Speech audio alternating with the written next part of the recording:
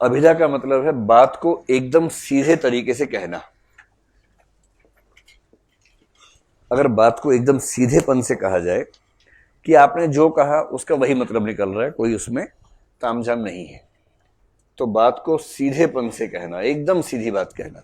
जैसे इस समय 12 बजे हैं, ठीक, और इसका मतलब यही है कि 12 बजे हैं, कोई और मतलब इसका नहीं है।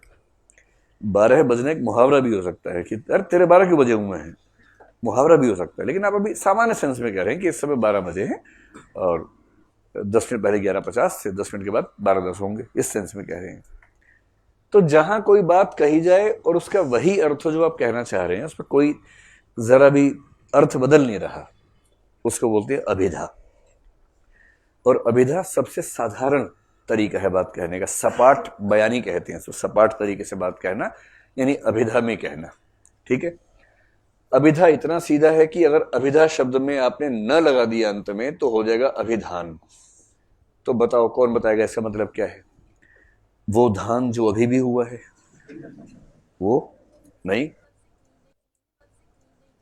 क्या बात है, सीधेपन से कही गई बात, वेरी गुड। क्या? हाँ, अभिधान का मतलब है नाम। आपका नाम क्या है? अब किसी को डराना बोलना तुम्हारा अभिधान क्या है। सब जगह हिंदी साहित्य पढ़ के आए हो आप लोग अभी अभी आज जाके पूरे रूममेट से बता तेरा विधान बता। मैंने ये तो पता नहीं, हीरो बन रहा है, आईएएस बनेगा, विधान पता नहीं अपना। तो आज से खेल शुरू कर दो। अभिधान का मतलब होता है नाम। अब एक सवाल किसी ने पूछा कई साल पहले, हिंदी कविता के इतिहास के प्रथम युग के लिए उचित अभिधान क्या हो सकता है, विचार करें। और कई लोग छोड़ के आ गए, उनको आदिकाल के नामकरण के नोट से याद थे पूरे के पूरे, पर हिंदी साहित्य के प्रथम काल के अभिधान का प्रश्न नहीं तैयार था। क्या मामला फंसा? बस ये नहीं पता था कि अभिधान ही नाम होता है। इसलिए अच्छा शब्दकोश अगर आपके पास है तो एक दो प्रश्न आपके ऐसे ही कवर हो जाएंगे, क्योंकि आप समझ पाएंगे कि क्या पूछा जा रहा है। तो याद रखना है, अभिधान का मतलब नाम। लक्षणा और व्यंजना में थोड़ा सा टेढ़ापन आ जाता है बात कहने में। लक्षणा का मतलब मोटे तौर पर सरल भाषा में कहना हो तो मुहावरे, मुहावरे या असंभव प्रतीत होने वाली बातें। प्रतीत असंभव होगा लेकिन मीनिंगफुल बातें होती हैं, यानी ऐसी बात जो सीधे अर्थ में तो संभव ही नहीं है पर सेंस समझ में आ जाती है।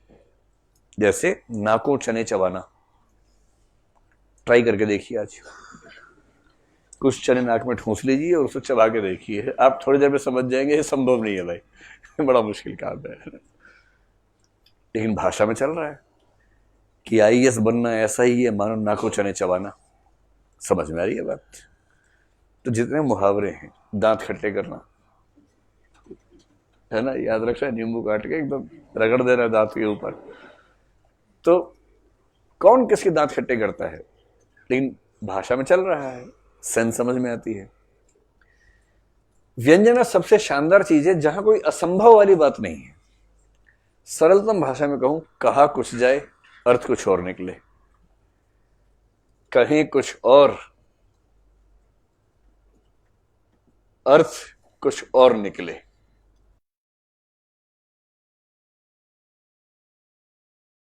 मतलब आप जो कहेंगे वो भी असंभव बात नहीं है, वो भी संभव बात है, लेकिन उसका अर्थ कुछ और निकल रहा है। कहने वाला भी जानता है, सुनने वाला भी जानता है। इसका सरलतम उदाहरण यह है कि क्लास का टाइम होता है 2:15 तक। मान लीजिए कि एक दिन सामने घड़ी खराब हो जाए और बज गए हैं 2:30 और मुझे लग रहा है कि 12:30 ही बजे हैं अभी, और मैं इस फॉर्म में हूं कि 2 घंटे और पढ़ाना है। आप में खुसर खुसर चल रही है कि ये तो पगला गया है, पता नहीं कितना पढ़ाएगा आज ये तो बोरा गया है, कब तक पढ़ाएगा पता नहीं। सब घड़ी देख रहे हैं, मोबाइल दिखा रहे हैं एक दूसरे को, देख टाइम दे रखा था वहां पर, कैसे कैसे मैनेज करें।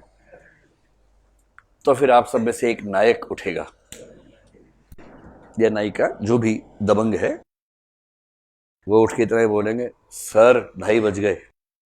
ऐसा बोलेंगे ना भाई, समाज की रक्षा के लिए तो करना पड़ता है सब। सर 2:30 बज गए। अब आप ईमानदार से बताइए कि 2:30 कोई असंभव बात है या सिंपल सी बात है? सिंपल सी बात है, 2:30। लेकिन कहने वाले को भी पता है कि वो क्या कहना चाह रहा है, सुनने वाले सब लोग भी समझ रहे हैं कि इसका मतलब क्या है, और मैं भी समझ गया, कहना चाह रहा है कि सर बहुत हो गया, बच्चों की जान लोगे क्या, छोड़ दीजिए अब। पर कहा क्या? 2:30 कहा कुछ है, और जो कहा वो संभव है बात, पर भाव कुछ और है। तो व्यंग्य का मजा वहां है जहां कहने वाला कहे कुछ और अर्थ उसका दूर दूर तक अलग अलग निकले और सामने वाला चौंक जाए।